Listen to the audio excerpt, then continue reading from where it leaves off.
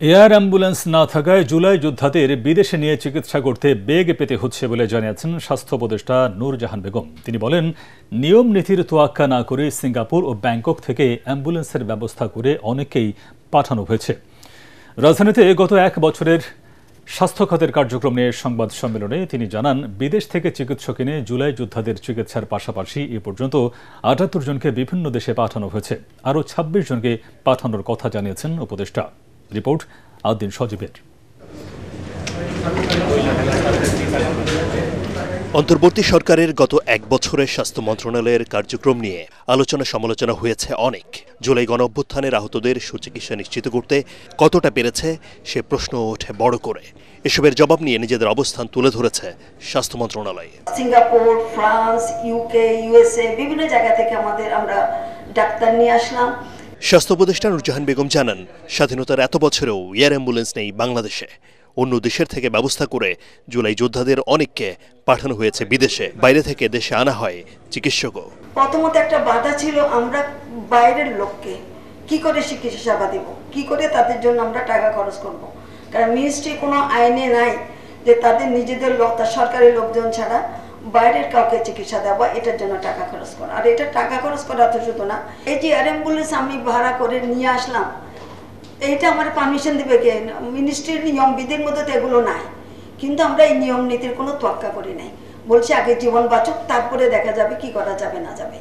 কাজেই আমরা একেবারে অকপটে আমরা সমস্ত দায় দায়িত্ব নিয়েই চারটা বাচ্চাকে আমরা সিঙ্গাপুরে পাঠিয়েছিলাম চিকিৎসার জন্য।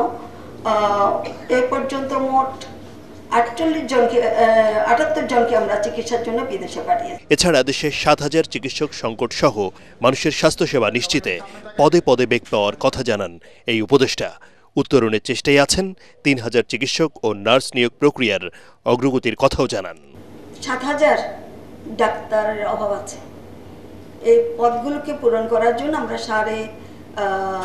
৩,৫০০ ডাক্তারকে শূন্য পদে প্রমোশন দেওয়ার কাজ শুরু করেছি এবং ইতিমধ্যে প্রায় ১৭০০ ডাক্তারকে বিভিন্ন লেভেলের, প্রফেসর থেকে শুরু করে বিভিন্ন লেভেলের আমরা প্রমোশন দিয়েছি।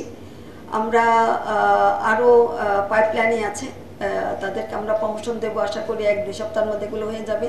স্বাস্থ্য মন্ত্রণালয়ের বিশেষ সহকারী অধ্যাপক ডাক্তার সাইদুর রহমান জানান, সংস্কার পরিকল্পনার কেন্দ্রে স্বাস্থ্য খাত না থাকলে অন্যগুলো বাধাগ্রস্ত হবে। সরকারি সেবা খাতে ১৫,০০০ শয্যা বাড়াতে সরকার কাজ শুরু করেছে বলেও জানান তিনি।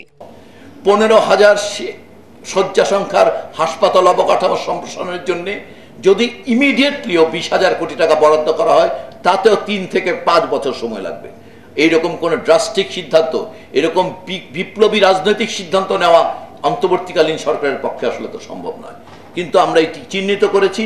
আমরা বিদেশি সাহায্য, বিভিন্ন বন্ধু রাষ্ট্রের সহায়তা, এমনকি সরকারি বিনিয়োগেও বেশ কিছু শয্যা সংখ্যা বৃদ্ধির পরিকল্পনা হাতে নিয়েছি। মাইলস্টোনের মর্মান্তিক দুর্ঘটনার পর দ্রুত ব্যবস্থা নেয়ার কথা জানায় স্বাস্থ্য মন্ত্রণালয়। জানায়, সিঙ্গাপুর, ভারত ও চীন থেকে চিকিৎসকদের আনা হয় নিখুঁত চিকিৎসা করাতেই।